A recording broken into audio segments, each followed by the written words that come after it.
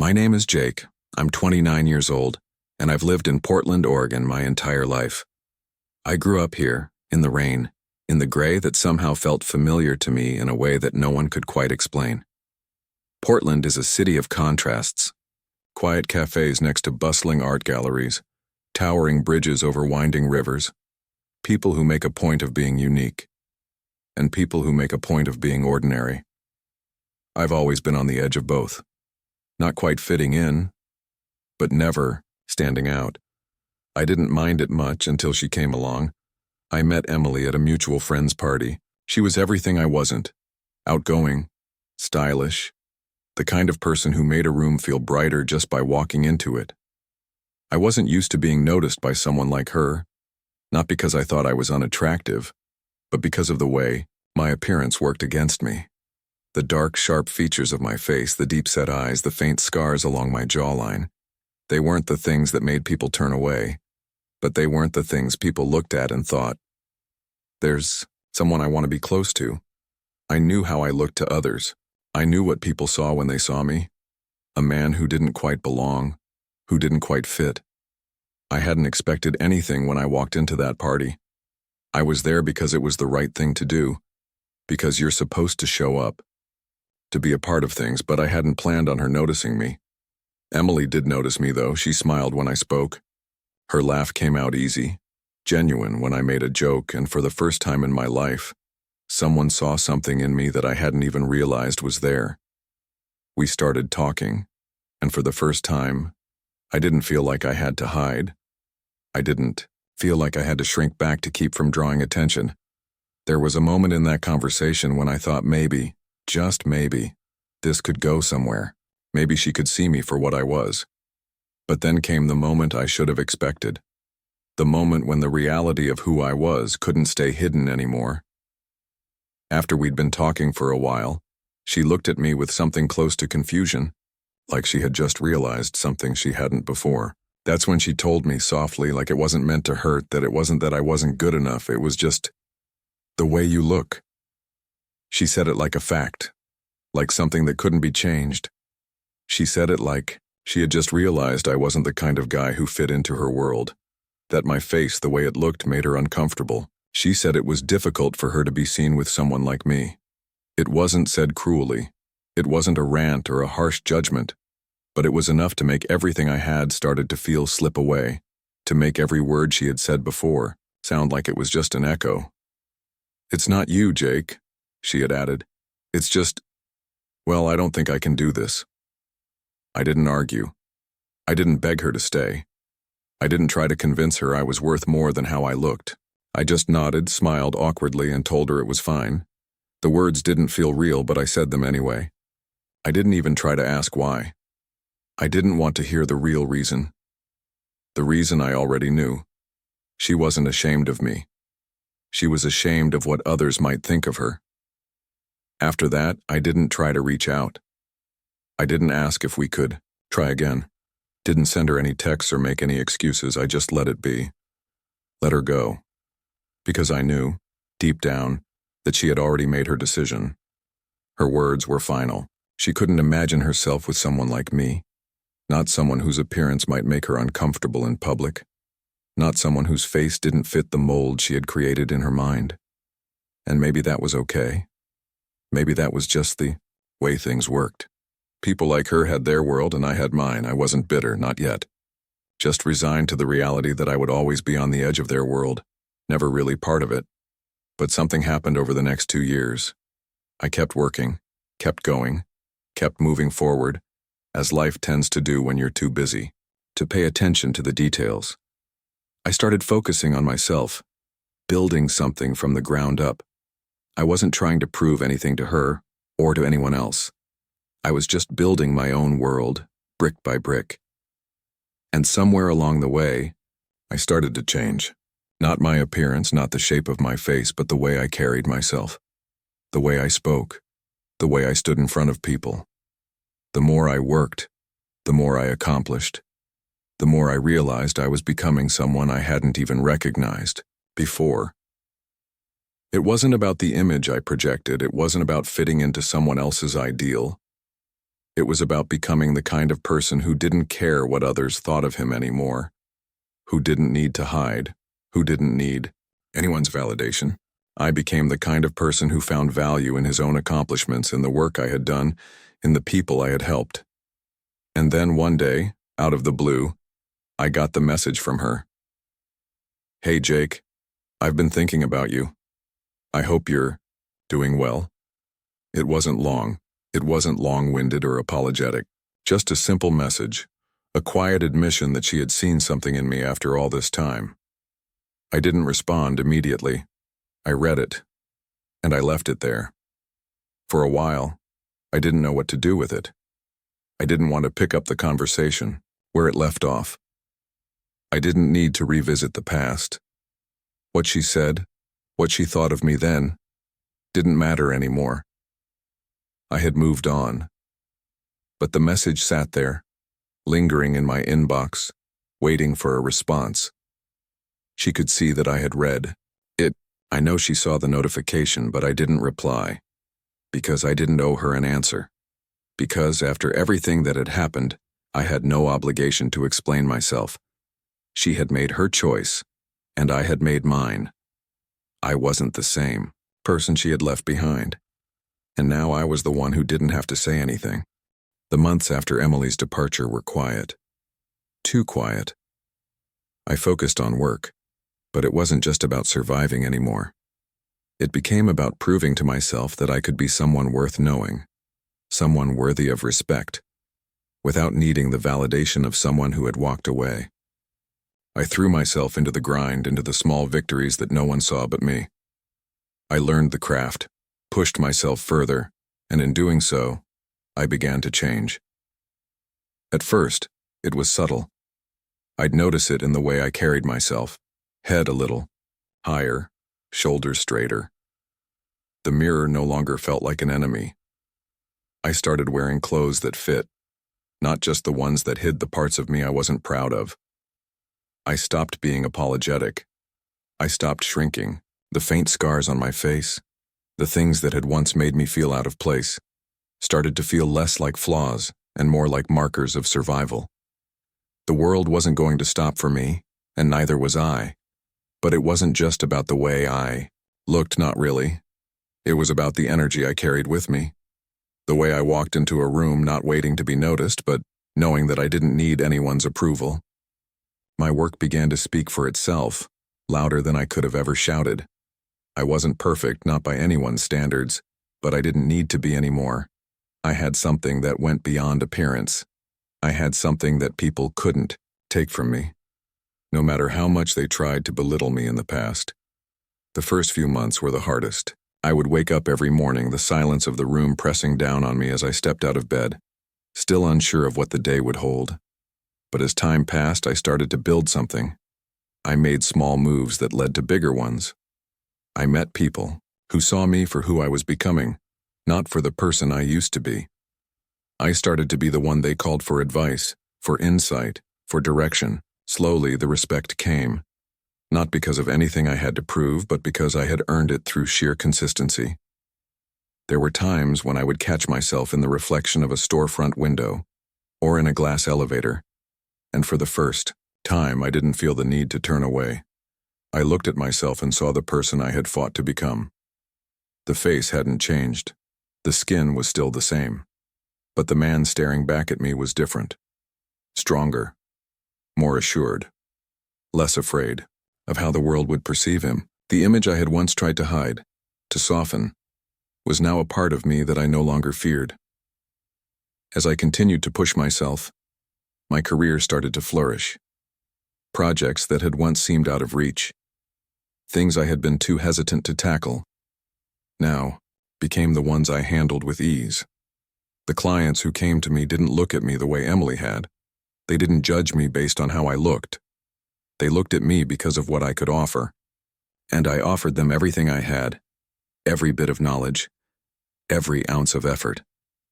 The work spoke louder than any first impression could have. 2 years passed, and I felt the change more deeply than ever before. I had grown into a version of Myself that I hadn't even realized was possible back when I had been on the receiving end of Emily's rejection. I had carved out my place in the world, not by changing who I was, but by learning to stand tall in it. And then, just as I thought I had moved on, just as I had finally let go of the last bit of attachment I had to that part of my past, I saw her name again. It was a message. A simple, "Hey, how are you?" But it hit me harder than I expected. I hadn't thought about her in months, maybe longer. I hadn't expected to hear from her again. I certainly hadn't expected to feel anything when I saw her name pop up on my phone. At first, I didn't know what to do with it. My finger hovered over the message for a moment, unsure whether I should open it, whether I even wanted to. But then I read it, and something inside me shifted. There was a part of me that had wanted this, that had wanted her to see me, to realize what she had walked away from. But there was also a part of me that knew better now. I had worked so hard to build this version of myself, the version that didn't need her, the version that didn't need anyone to validate him. I had stopped caring about the reasons she had left, and now here she was, trying to reconnect when it was too late. She could see that I had read the message. I'm sure she knew that. I had left the notification open, left it unread long enough for her to see the read receipt. But I didn't respond. Not because I hated her or because I was angry, but because I didn't owe her an answer. I didn't owe anyone an explanation anymore. There was no sense in reopening the door to someone who had already chosen to walk away. I wasn't the same person she had left behind, and she wasn't the same person I had once hoped for. 2 years had changed everything.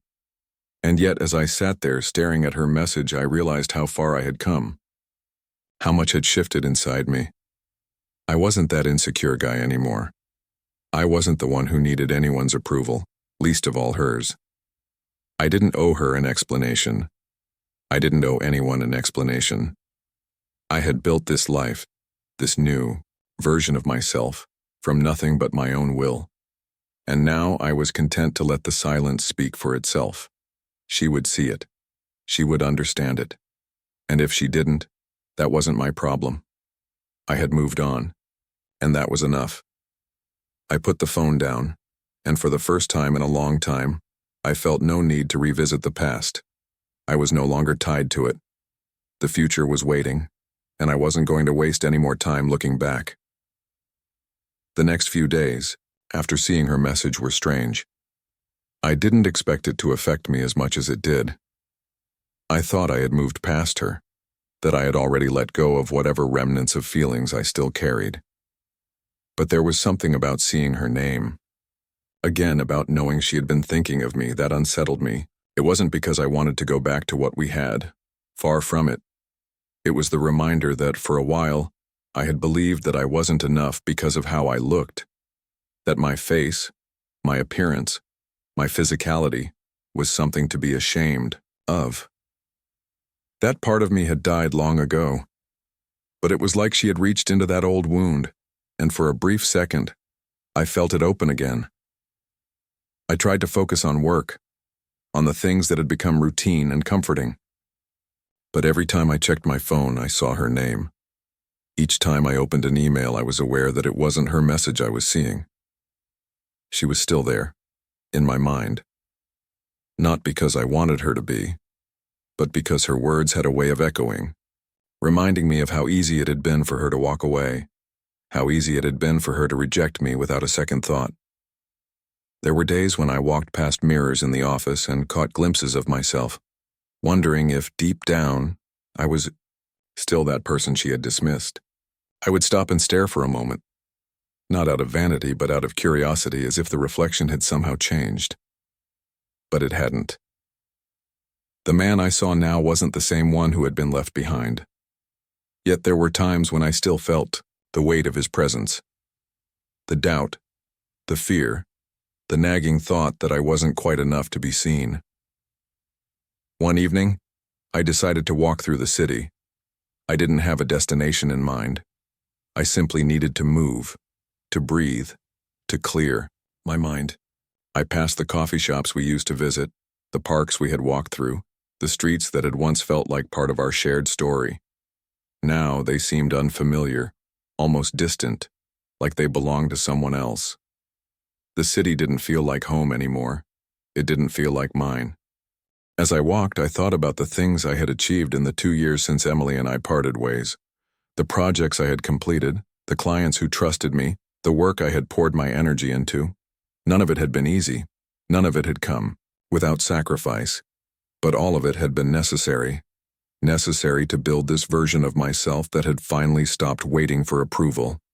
I had built my life around things that mattered, things I had control over, not someone else's perception of me, not the fleeting judgments that came with my appearance. And yet when I thought about Emily, I couldn't help but wonder if she had ever really seen me, if she had ever really understood what was beneath the surface.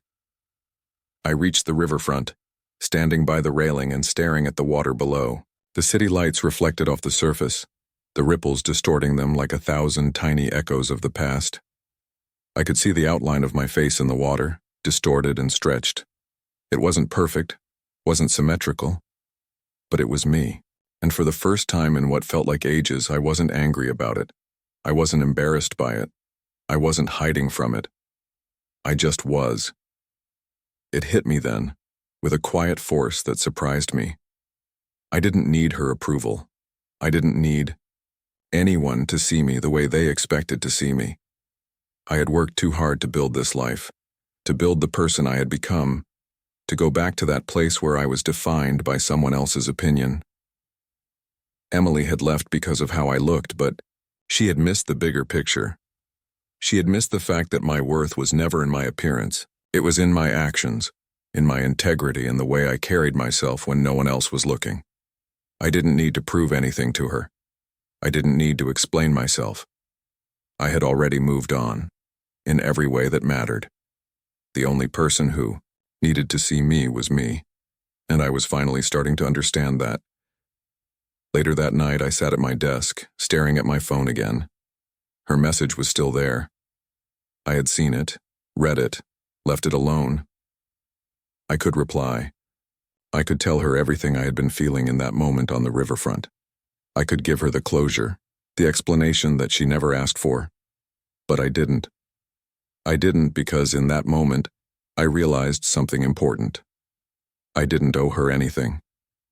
I had spent too much time in the past, trying to explain, trying to convince people to see me the way I wanted to be seen. But that wasn't my job anymore. My job was to keep moving forward, to keep building, to keep improving. And if that meant leaving the past behind, leaving people behind, then that was fine. I set the phone down and focused on the work in front of me. I wasn't going to spend any more time on things that had no place in my life anymore. I had become someone stronger, someone who didn't need to explain himself to anyone. The silence was louder than any words I could have said. It was enough. And just like that, Emily was a chapter in the story of who I had been, not who I was becoming. The story was still mine to write, and no one else was going to take that from me. Not her, not anyone.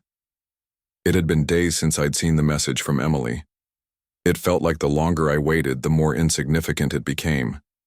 I had read it. She knew I had seen it. And now the silence felt like a decision I had made without really realizing it. I had spent enough time looking at the screen thinking of how to respond, but each time I picked up the phone, the words felt meaningless. There was nothing more I needed to say to her, nothing I owed her. The truth was I wasn't angry. I wasn't even hurt anymore. It wasn't like before, when I had needed answers from her, when I had wanted explanations, closure, something to fill the hole she left. Now I was different. And I didn't need to open old wounds just to understand what had happened between us. I had moved on.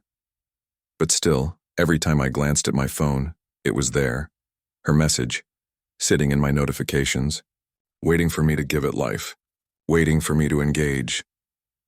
I began to notice the times when I picked up the phone, those moments when my hand reached for it without thinking, like a reflex. There was an urgency in my chest, a strange pull, but I resisted it. I thought about what I had built in the time since she left, the work I had done, the growth I had gone through, the people I had met, the relationships I had formed. It all felt like another life, another version of myself that I didn't want to disturb. What did I have left to say to her? She had made her choice 2 years ago, and I had made mine. Yet there were moments when I found myself scrolling through her social media just to see what she was up to, what she had become since we had parted ways. Her pictures, her stories, they were all so carefully curated, so polished. She still had that lightness about her, that ability to look perfect on the surface.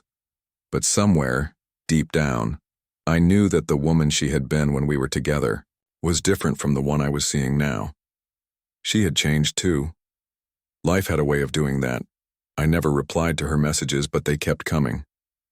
The notifications would pop up in the quiet of the night, or during those long, slow afternoons when the office felt empty, and the only thing that kept me occupied was my own thoughts. Every time I saw her name, I was reminded of who I used to be, who I had allowed myself to be for her, and who I had become in the time since. But I couldn't get rid of the nagging thought that maybe she had never really understood me. Maybe she hadn't seen the changes in me, or the fact that I had finally learned to stand tall, to stop apologizing for who I was. She had left because of how I looked, because I didn't fit the image she had of what a partner should be. But now I had become someone who didn't need anyone else's approval, someone who could stand on his own, not because of what I looked like, but because of who I had become through my actions. I didn't need her validation. I didn't need to prove myself to her or anyone else. But the temptation to respond, to somehow bridge the gap that had been created between us, was still there. I wanted to tell her that I was fine, that I had moved on, that I was better than I had been when I was with her, but I didn't. I couldn't, because doing so would be to open a door that had already closed. Every time I thought about responding, something inside me told me not to. It wasn't about pride or bitterness. It was about understanding that I had already made the decision to let her go. I had moved forward, and if I let myself get pulled back into the past, I would be undoing all the work I had done on myself. The silence was loud, yes, but it was also necessary. It was the space I needed to breathe, to grow, to become someone who didn't need someone else to define him.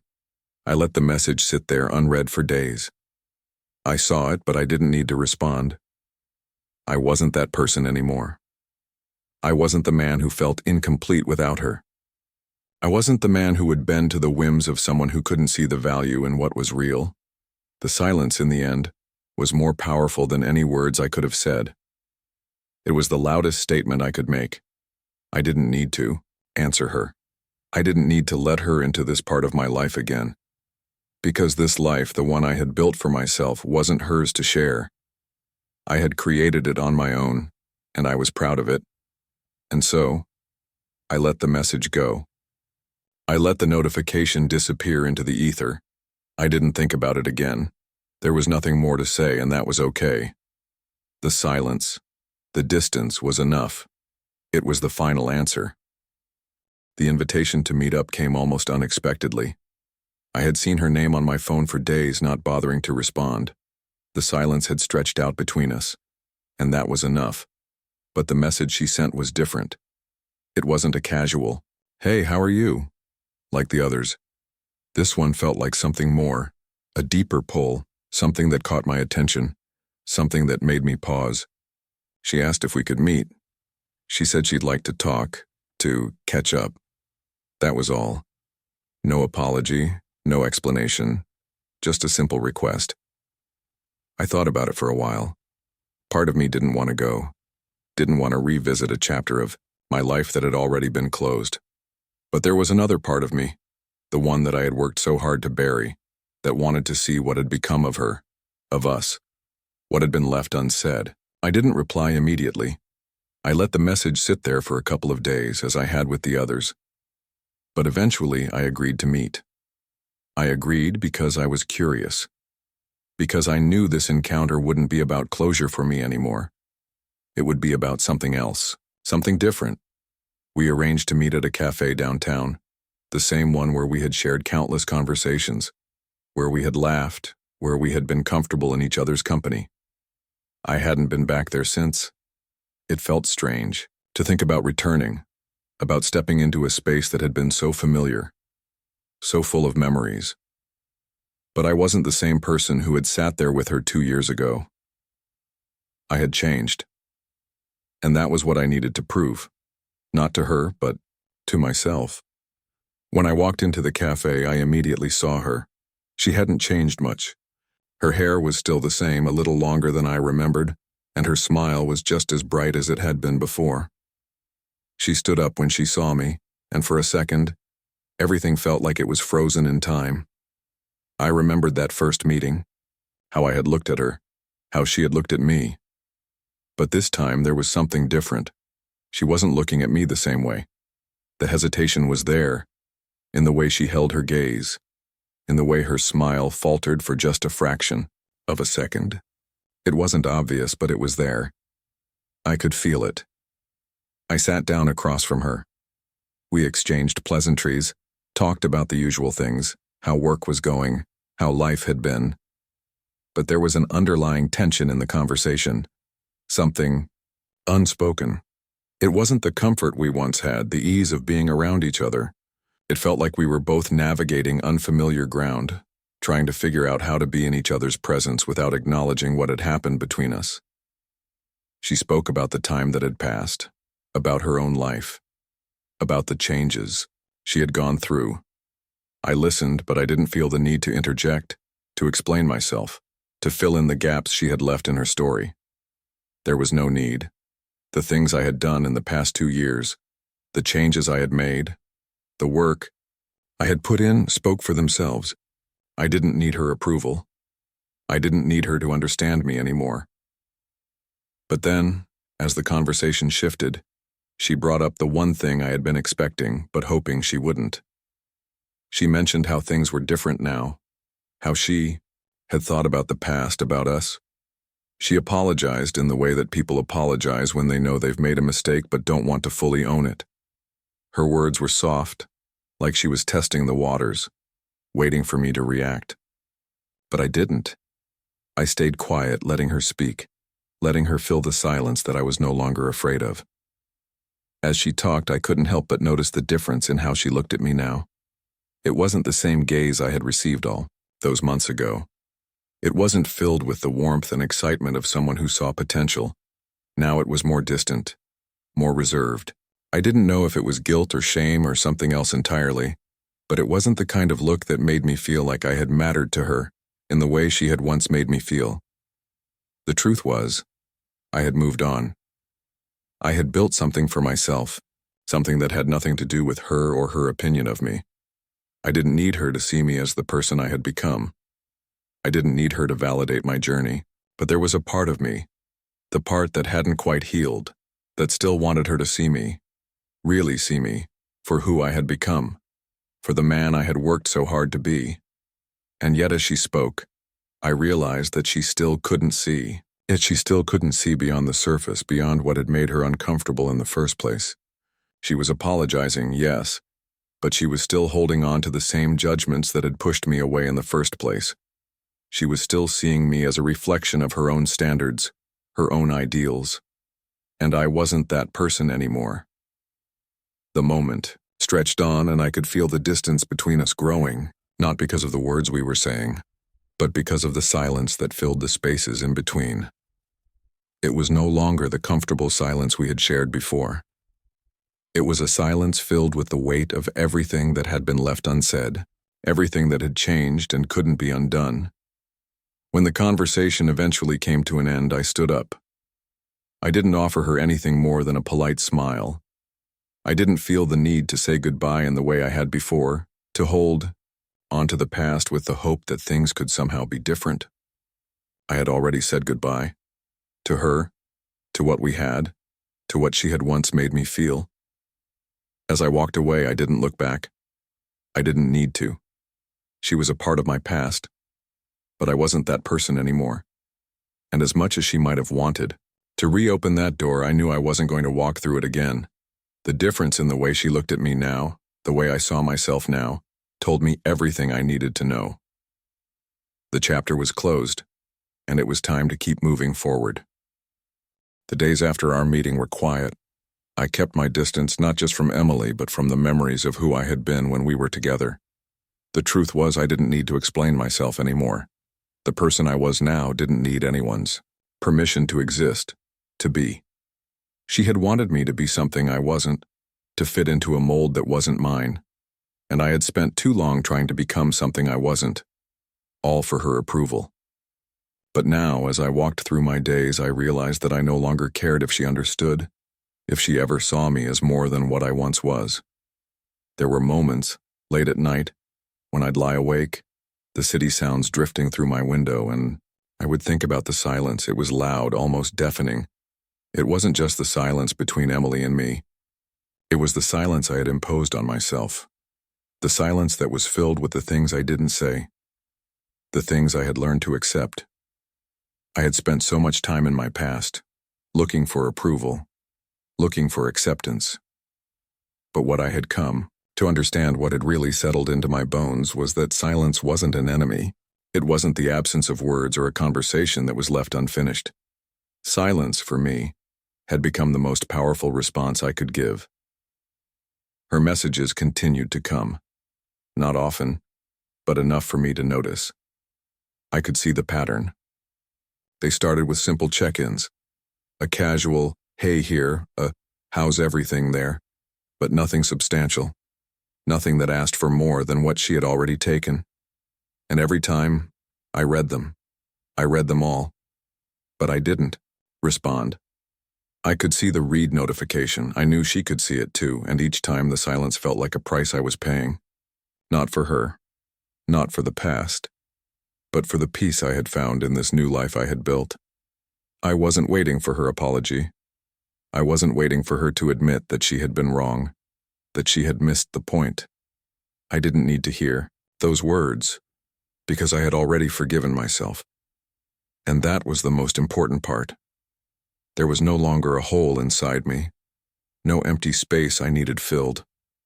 I had learned how to be whole, not because of what anyone else thought of me, but because of what I had become on my own. The silence wasn't comfortable. It never was. It was painful at times, like a wound that took time to heal. But the more I sat with it, the more I learned how to live with it. It wasn't about avoiding the truth. It was about accepting that there were things that couldn't be fixed. Things that didn't need to be fixed. The past was the past. The choices she made were hers, just as my decisions about who I had become were mine. I wasn't going to explain that to her. I wasn't going to open the door to a conversation that we had already had, and one that I had already closed in my heart. I kept moving forward. It wasn't easy. I had days when the weight of everything would settle on me, when I felt the urge to reach out, to send just one message, just one word, to break the silence. But I didn't. Every time I stopped myself, I reminded myself of how far I had come, how much I had worked to get to this place where I didn't need validation, where I didn't need to seek her approval anymore. The silence, that space between us, was not a punishment. It was a choice. It was the price I had to pay for my own peace. And it was worth it. There were nights when I would check my phone again, only to see that she had left another message, another attempt to re-enter my life. But the distance between us had grown so much that even her messages felt hollow. There was no urgency in them anymore. They weren't asking for anything real. They were just her trying to find a way back into a space that no longer belonged to her. And with each message, I felt more resolute in my decision not to respond. She could keep sending them, but I didn't need to open that door again. I didn't need to revisit that part of my life. It was gone, and I had moved on. The months passed, and the silence between us became easier to bear. It wasn't that I didn't think about her, or that I didn't wonder about what might have been. I still thought about those moments we had shared, the good ones, the ones where everything seemed perfect. But I also realized that those moments had been built on a foundation that was never solid. The foundation had cracked the moment she had walked away because of how I looked, because of how she saw me, and that wasn't something I could go back and change. It wasn't something I was willing to change. I had grown stronger. I had become Someone who could stand in the silence and not feel the need to fill it with explanations, to fill it with justifications for who I was. The silence was mine now, and it was my most powerful weapon. It was the quietest form of strength I could show her. When I saw her name again a year later, when she messaged me once more, I knew then that I had truly let go. There was nothing left to say. She had been a part of my story, but she no longer had a place in it. The silence, the price of my peace, was a choice I made long ago, and now it felt like freedom.